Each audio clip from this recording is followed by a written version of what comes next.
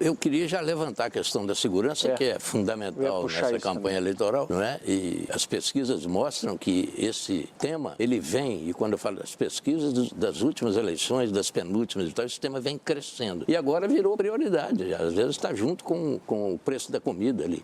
Então é um tema que pode ser decisivo nessa campanha eleitoral. E frases de efeito, etc., como nas campanhas anteriores, não vão resolver mais. O telespectador, o eleitor, ele vai querer soluções concretas. Eu queria saber, primeiro perguntando ao Renan o seguinte, é preciso que haja um combate organizado e integrado contra o crime organizado, que está mais do que integrado, organizado, etc. As forças legais não estão fragmentadas, tem aí um projeto aí que não uniu o país, não uniu as lideranças políticas e muito menos os governos, e sem essa integração, esse combate não terá resultado positivo. E eu queria perguntar primeiro ao Renan qual é o plano que ele tem para juntar essas forças para combater de fato o crime organizado, que está ganhando a guerra. Muito bem observado, Mitri, eles estão ganhando a guerra e eles estão ganhando por WO, porque o outro lado não responde. E essa é a reclamação de todas as forças policiais. Nós dispomos de meios de ação para derrotar o crime organizado no campo de batalha, por exemplo, mas o Estado não consegue passar as leis penais e leis de processo penal, as leis de execuções penais também, de modo ao combate ser eficiente. Às vezes o policial relata, prendi um rapaz, ou prendi, às vezes, um menor de idade, um assaltante de celular, e ele está na rua novamente. Logo em seguida, houve aquela operação no Rio de Janeiro que foi tão comentada, e logo em seguida o Comando Vermelho permaneceu com o controle sobre o morro. A questão é, a gente tem que dividir. Há dois tipos de ocupação territorial e institucional feitas pelas facções. A ocupação horizontal, que é sobre território, que é o estilo do Comando Vermelho, e a vertical, que é institucional, feita pelo PCC. Uma demanda forças policiais e, inclusive, participação das Forças Armadas quando necessário, de maneira auxiliar. Outra demanda inteligência, COAF, Polícia Federal, instituições da República, de modo a desmantelar suas operações. E nós temos que saber usar isso de maneira inteligente. E fora isso, nós temos que fazer, é o que eu estou defendendo já há pelo menos 1 ano e meio, quase 2 anos, trazer para o Brasil a ideia do direito penal do inimigo, que é qualificar de maneira especial pessoas que fazem parte dessas organizações criminosas que não reconhecem a autoridade do Estado como inimigos do Estado brasileiro, e a lei para elas funcionar de maneira diferente. Isso é um instituto que vai permitir que as forças policiais e as forças de justiça nossa tratem estes inimigos do Estado, que são as facções criminosas, como eles precisam ser tratados. Porque hoje eles se utilizam de direitos e prerrogativas de modo a basicamente se manterem alheios à mão pesada que o Estado tem que ter para enfrentar eles e manter milhões de brasileiros num regime paralelo, num Estado paralelo, que retira destes brasileiros seus direitos humanos. Renan, isso que você está falando, quanto se aproxima, por exemplo, do modelo de segurança pública de El Salvador, que é tão comentado hoje em dia? A gente teve em El Salvador, no ano de 2024, a gente conheceu, a gente viu de perto como é que é o modelo de funcionamento deles, e ele aplicou algo similar, que o entendimento de que as facções, os grupos criminosos, que a gente pode qualificar como terrorista, aí é uma questão de nomenclatura, eles estão atentando contra o Estado de Direito e, portanto, o Estado de Direito ele tem que ser instrumentalizado com todas as ferramentas para retirar determinadas prerrogativas desses caras, dessas lideranças do crime organizado e colocá-los rapidamente na cadeia. Ele estabeleceu um regime especial, eles chamam lá de regime de exceção, e com base nisso ele desmantelou todo o crime organizado em El Salvador e tornou El Salvador o país mais seguro das Américas.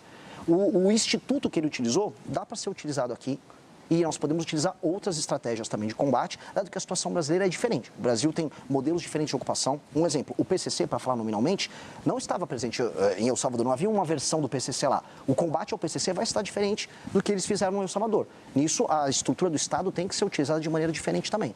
Cada caso, cada facção, uma solução. Aldo, como o senhor vê esse modelo de El Salvador, na pergunta da Thaís, e também que propostas que o senhor colocaria na área da segurança? O senhor, por exemplo, defende apertos no Código Penal, penas mais duras, redução de maioridade penal. O que o senhor colocaria nessa área da segurança pública? Quando eu era ministro da Defesa, nós fizemos uma operação na Amazônia, chamada Operação Ágata, para reduzir os crimes transnacionais, os crimes fronteiriços. Essa operação era conduzida pelo Ministério da Defesa.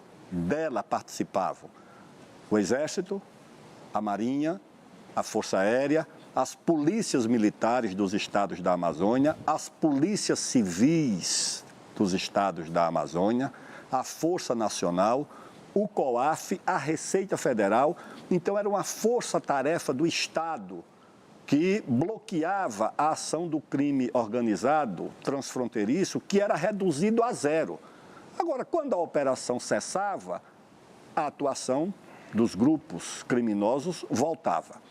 Portanto, isso demonstra que você tem como enfrentar, que o Estado Nacional, que as forças policiais, as forças armadas, dando a logística e a retaguarda, tem como enfrentar a criminalidade, que hoje na Amazônia, basicamente, comanda os rios da Amazônia, comanda as áreas de fronteira.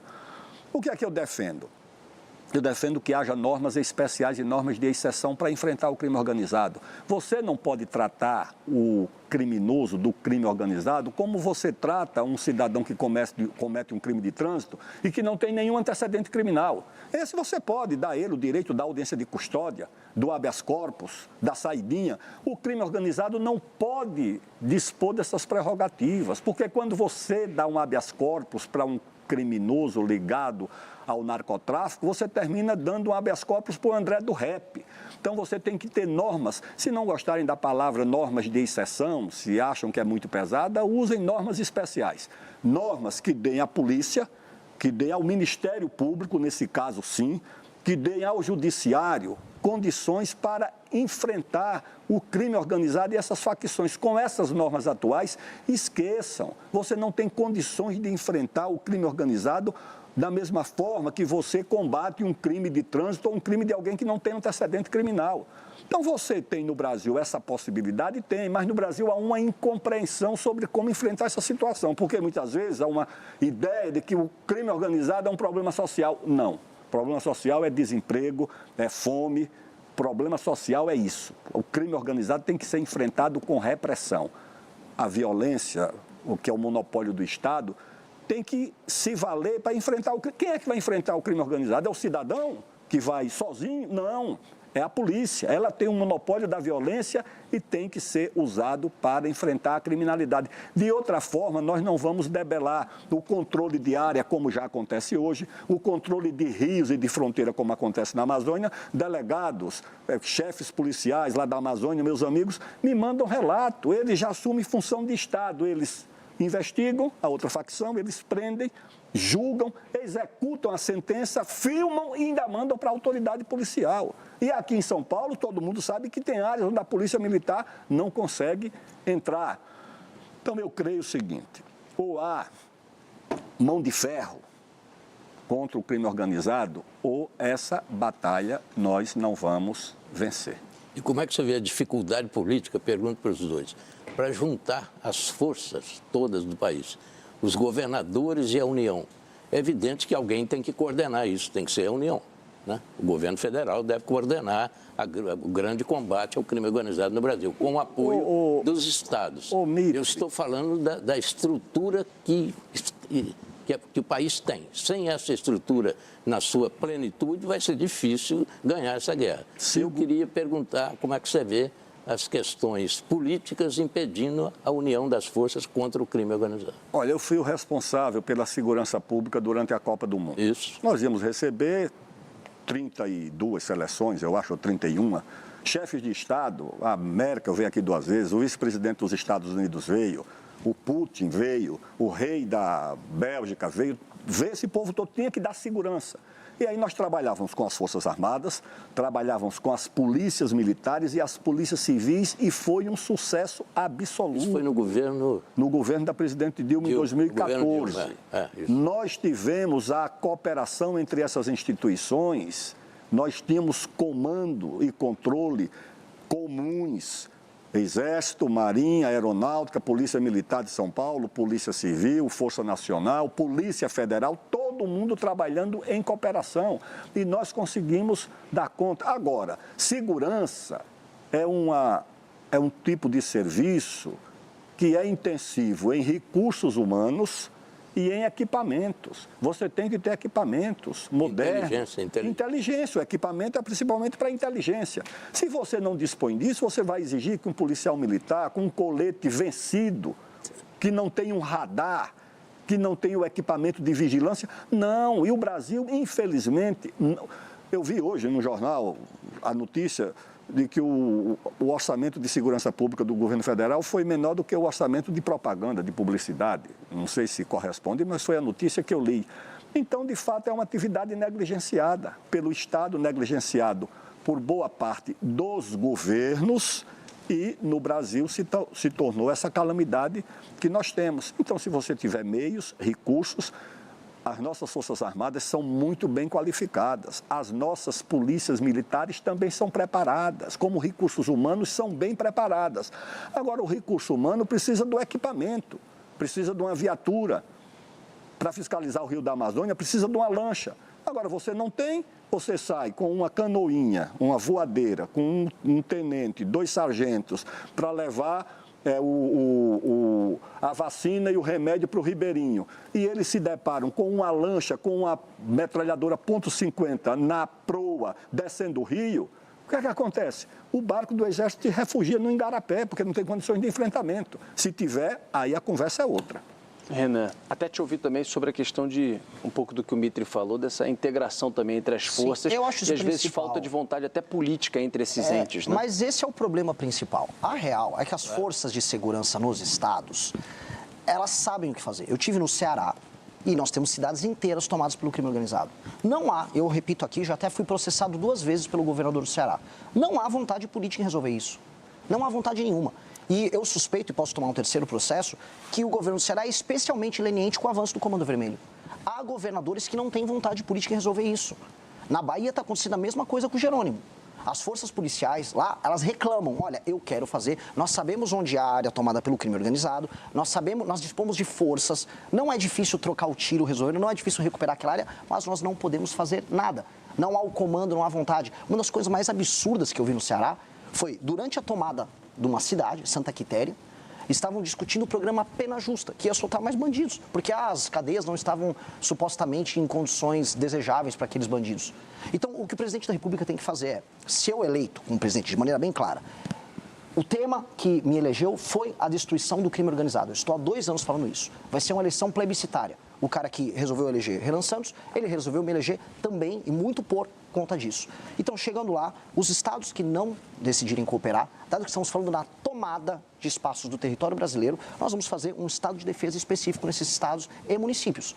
A cooperação precisa acontecer. E eu já aviso alguns estados. Ceará precisa. Quer outro estado? Bahia precisa. As pessoas falam muito do Rio de Janeiro, mas o estado do Ceará tem uma situação muito pior do que a carioca.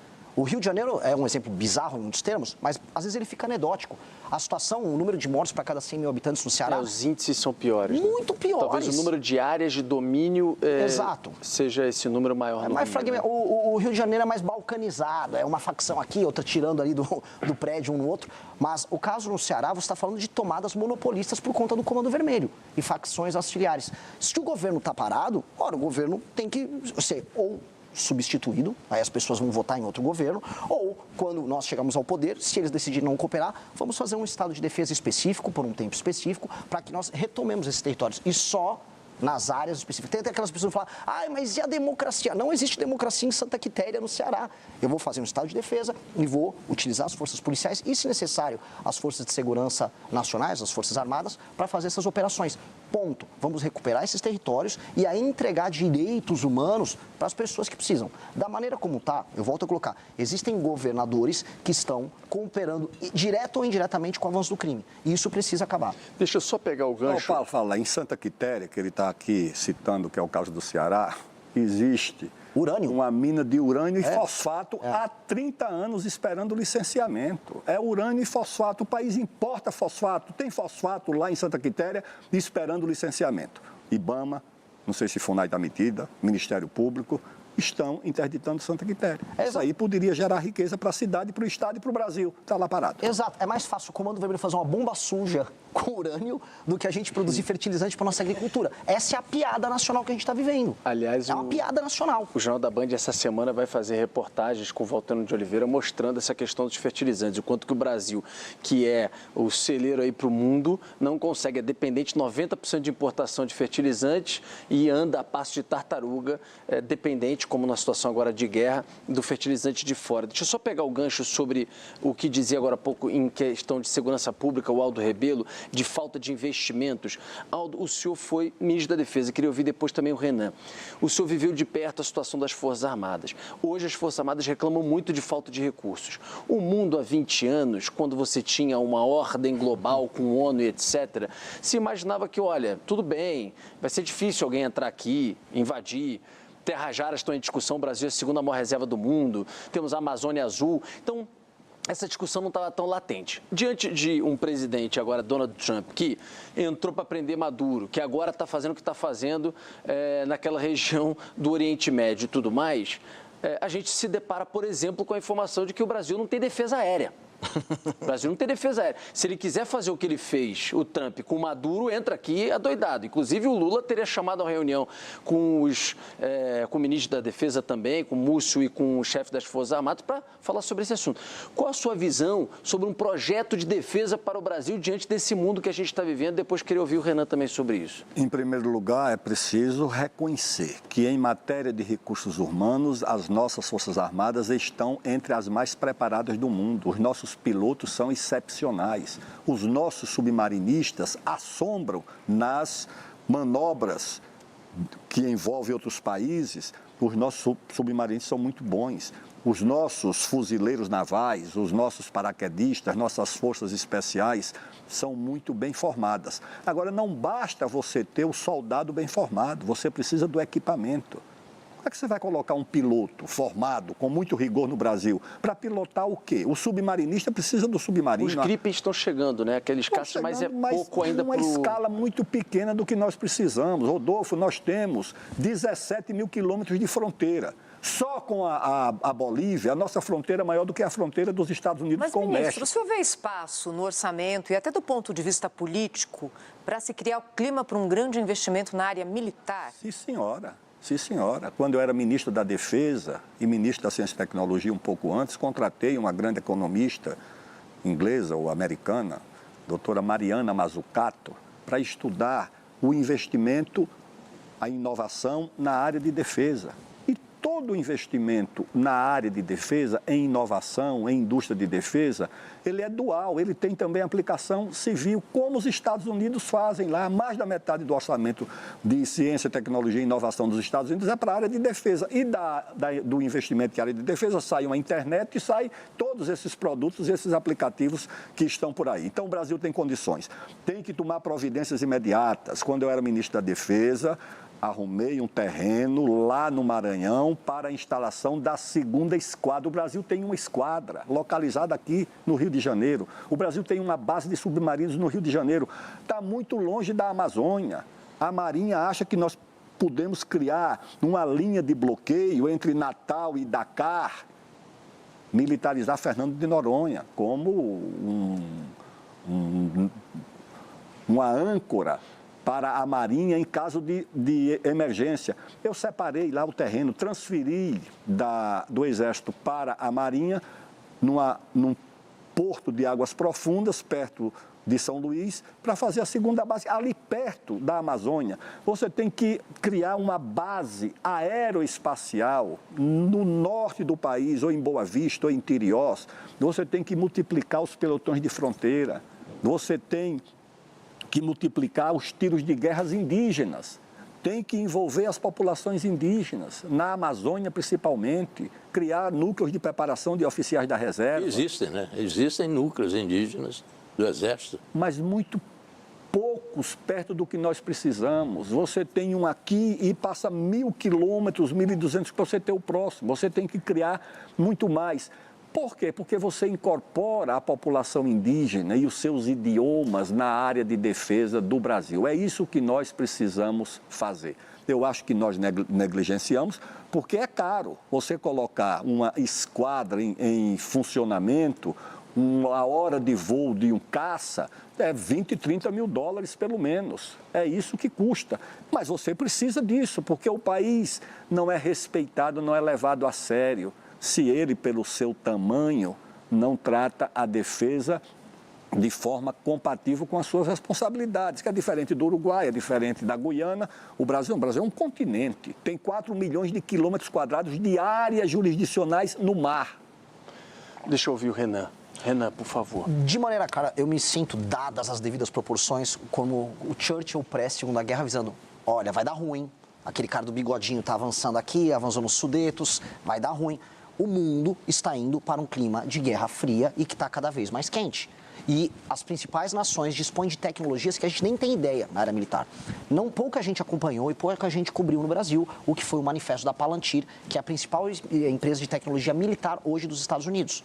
São técnicas de guerra, técnicas de cybermilitares, drones, estratégias das mais diversas que o Brasil nem sequer possui ferramentas para iniciar esse enfrentamento. Alguns dizem que até teriam usado isso na invasão lá para pegar o Maduro. Né? Sim. Aliás, os relatos dos militares venezuelanos são assustadores. Olha, eu nunca vi o tipo de técnica que foi utilizada aqui. Nós não temos hoje condições de defender o nosso próprio território num conflito. Só que o nosso território é cobiçado. Como você colocou na sua pergunta inicial, nós dispomos das terras raras, de recursos naturais, água, território, solo fértil, e nós somos um terreno em disputa. A China estava tentando fazer sua ocupação geopolítica aqui na América Latina e os Estados Unidos nos veem como reserva estratégica. Então nós estaremos no meio desse conflito. E é um conflito que vai chegar para as Américas e nós temos, por necessidade, se quisermos manter o nosso território de dimensões imperiais, continentais, temos como necessidade nacionalista manter o nosso país íntegro, se defendendo usando o que há de melhor em técnica. E nós temos uma oportunidade que, assim, foi nos dada por Deus, que foram as terras raras. Boa parte dos equipamentos militares de última geração, a indústria de semicondutores, os drones, esses equipamentos necessitam das terras raras. E nós estamos discutindo agora para quem a gente vai vender a terra rara. Nós temos que ter uma agenda de competitividade, ter, como ela trouxe, um espaço fiscal. Por isso que eu falo muito de reforma fiscal na área da despesa. Tem que ter uma reforma fiscal na área da despesa para sobrar dinheiro para a gente fazer os investimentos corretos. E com base nisso, negociar com os Estados Unidos ou com a China, ou quem for, não só a produção das terras raras e a exportação delas, mas trazer a indústria de semicondutores, trazer a indústria bélica, fazer acordos de transferência de tecnologia e aí a gente começar a construir uma indústria de defesa de alta capacidade para que o Brasil possa se preparar para o mundo novo que vem aí. Esse mundo novo que vem aí não vai ter o Brasil só como um espectador. A nossa estratégia de sobrevivência nesse mundo é diferente. O pacto, como você colocou, pacto pós-Segunda Guerra Mundial, o multilateralismo, os organismos internacionais, tudo isso estão sendo relativizados. A gente está vendo isso na Ucrânia, viu na Venezuela, vai ver provavelmente em Taiwan. E nós temos que agora estar pronto para esse mundo. Esse mundo é um mundo que pode ser muito cruel com o Brasil. Renan, eu preciso chamar aqui o nosso intervalo, mas só para complementar uma questão, a Thaís perguntou sobre como também subsidiar isso, né? Esse aumento de investimento em defesa. O senhor acha que, às vezes, por exemplo, a exploração que ainda não aconteceu, regulamentar e explorar mais terras raras, você pode pegar uma parte desse dinheiro e direcionar para investimento em defesa? De onde você acha que pode vir esse recurso, que realmente não é pouco, para o investimento nessa área? Eu vou mais longe do que isso. Não é apenas para pegar um pedaço dos royalties e direcionar para a área de defesa. Eu estou falando de montar uma cadeia de indústria bélica no Brasil com transferência de tecnologia. O Brasil é o segundo lugar no mundo com mais reservas de terras raras. Portanto, usemos isso como barganha. Tal qual o Vargas soube utilizar durante a Segunda Guerra Mundial a barganha do peso do Brasil para a instalação de indústria siderúrgica aqui. A CSN lá em Volta Redonda. Exato, precisamos utilizar isso como barganha para nos posicionarmos. E é urgente. O problema é que no debate público no Brasil, os dois principais candidatos não falam disso. Um só fala em soltar o pai e outro fala em pé de meia. Enquanto isso, daqui 30 anos, talvez não tenha país para soltar ninguém nem para botar pé de meia.